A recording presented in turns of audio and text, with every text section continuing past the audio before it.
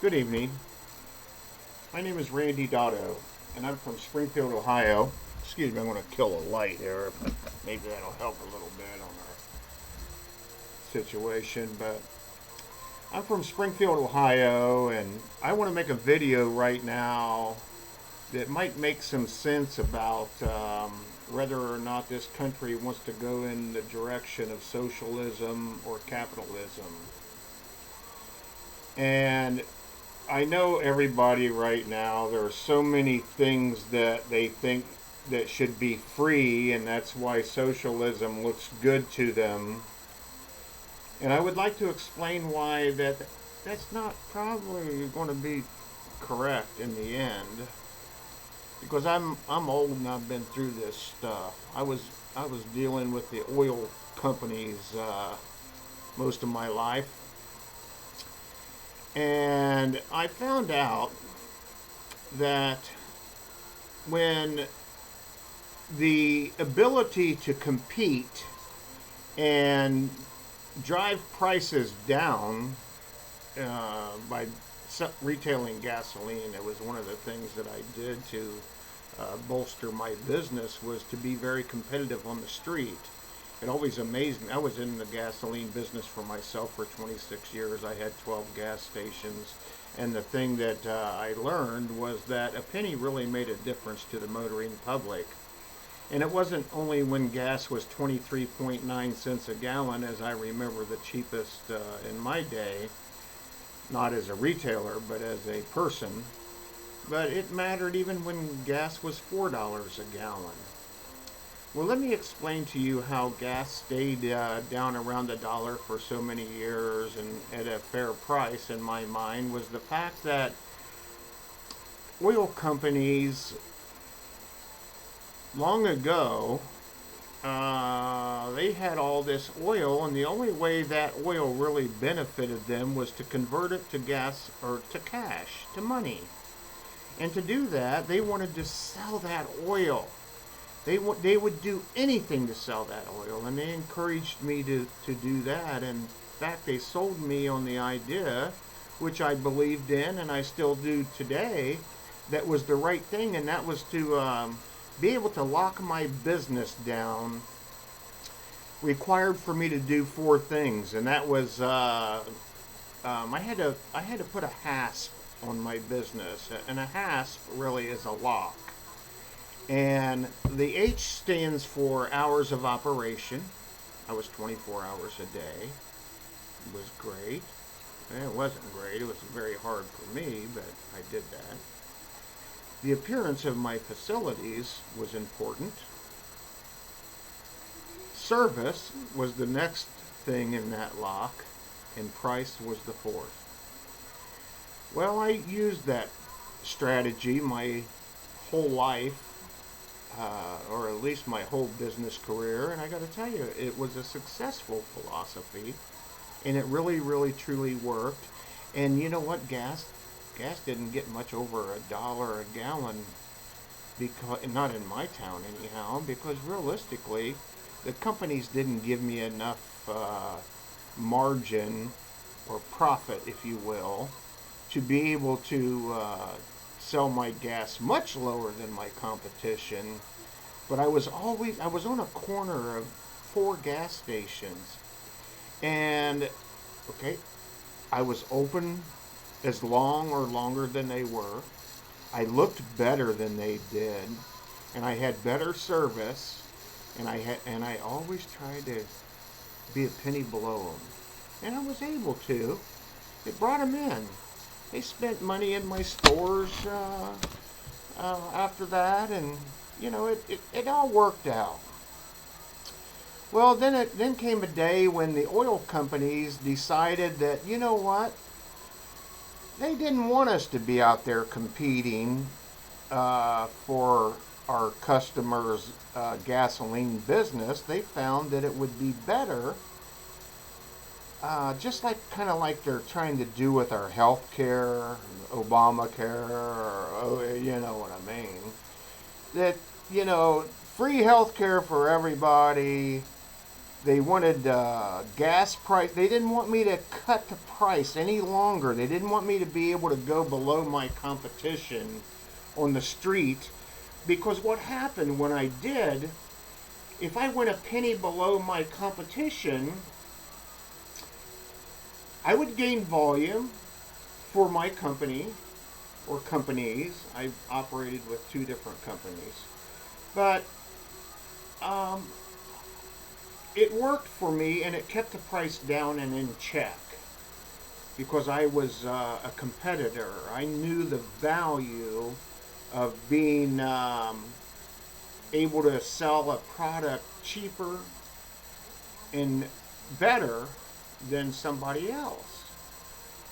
Well, one day, after many years of doing this and knowing what I'm talking about, the company, and probably companies, came together and decided that they had to stop the competition that was so rampant that they encouraged us to do, because they realized that instead of going after the gallons that was limited, I mean, you're only going to sell so much gas, and they were all fighting over those gallons with low prices, and nobody was really getting ahead in the industry. So what happened is they came to me and said, look, we're no longer going to support the price that we give you if you don't match your competition.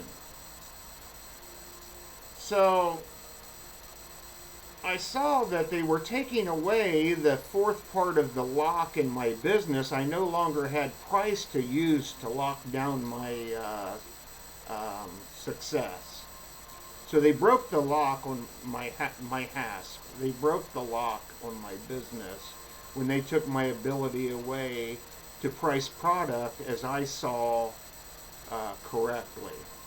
And as I wanted to do myself. It was my gas. I owned it. And they told me this. They said, if you don't match your competition, which was a major player right across the street from me, that my price was no longer going to be what they were offering me, but it was going to be 15 cents higher than my competition's street price. So in other words, if I went a penny below my competition, instead of making a nickel a gallon, if I was making 6 before, now I was going to have to pay an extra I was going to lose 15 cents a gallon, so it's a 21 cent swing.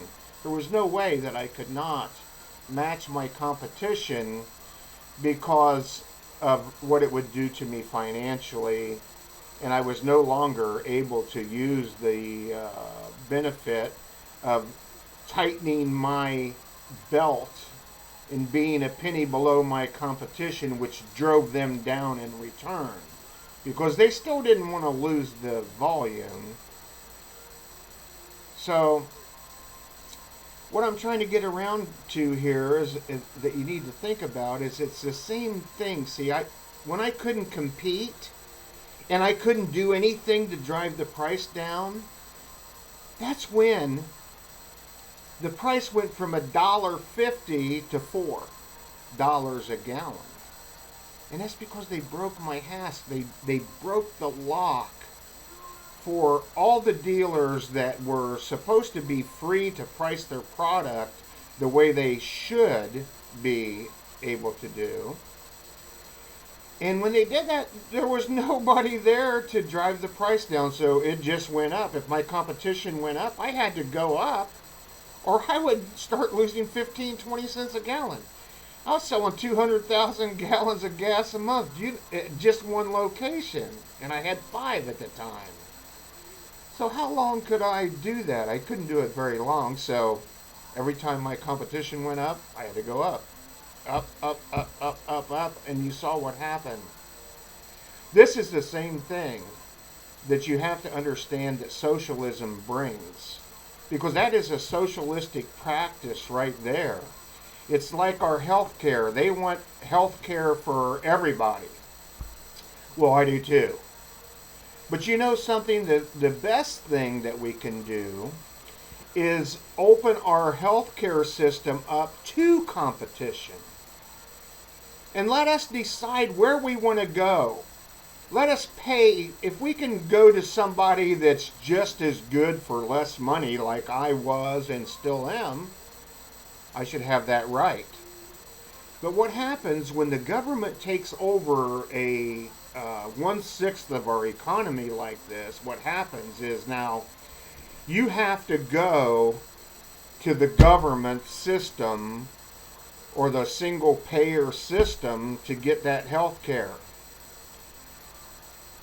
Well, before long, you're going to find out that the government really doesn't care about you getting health care. They care about you paying for things that you really don't need.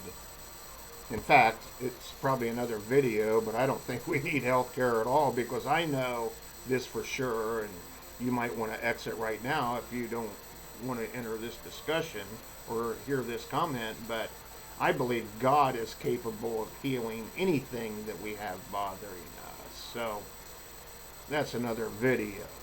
But for now, let's consider something. Health care for all. Well, right now we do have health care for all. Nobody is turned down, and they are all treated. You may, if you don't buy insurance, or if you don't go out and find a way to take care of yourself, then yeah, you might have a financial problem for a while and maybe forever. So that's why you want to be able to shop around and be intelligent about what you have done. In fact, you might just want to be able to go to a doctor and have him fix your broken leg. I'll guarantee you, if you paid him cash, it'll be much cheaper than if you include the insurance company, the lawyers, the government, all these people that think they can manage your dollars in your pocket better than you. You're going to find out that they're not even going to try to manage your money. Because you know why? They're going to just force more money away from you to give it to whoever they want to do as lousy a job as they want. I never did a lousy job in my business, and I was prosperous, and I was able to sell my products and wares cheaper. But I didn't have the benefit and didn't want the benefit of forcing you to pay me something that I was not entitled to. But that's not how it really is in a socialist climate. A socialist climate will sneak in like this, it'll creep in, it'll play on your sympathies of how we got to have health care for all. It's not all sympathies. It's greed. Some of us want it, we think we're going to get free health care. I want to tell you what you're going to end up with if you want to go with a socialist behavior, is you're going to end up with $2 a day to live on. Sure, you'll have free health care. 45, 50, 60, 70, 80, 90 days, you might get to see a doctor if you need one. Wake up, America. Let me tell you something. When you depend on somebody else to take care of you like that, and all of us, the government can't even get, they can't even make a profit or bring the mail after all these years without losing money. And they lose money, but it's not like they're losing their money in the mail post office service. They're losing your money. You are subsidizing that loss. And that's the same thing we're going to do with our health care if we're not careful. And all this socialist stuff is they will bury us in debt. You'll have to pay it. All of us will have to pay it. And the only way we can pay it is if we give them all of our money. Our freedom goes with that. They become so big and so powerful that we never stand a chance of being free again. They want to They want to disarm us. Not that I believe in uh, killing and all that stuff, but mainly because the Bible says, "He who lives by the sword dies by the sword." However, I got to tell you this: I know God will protect me, and I know He will protect you. But you must have a relationship with Him for that to ever happen.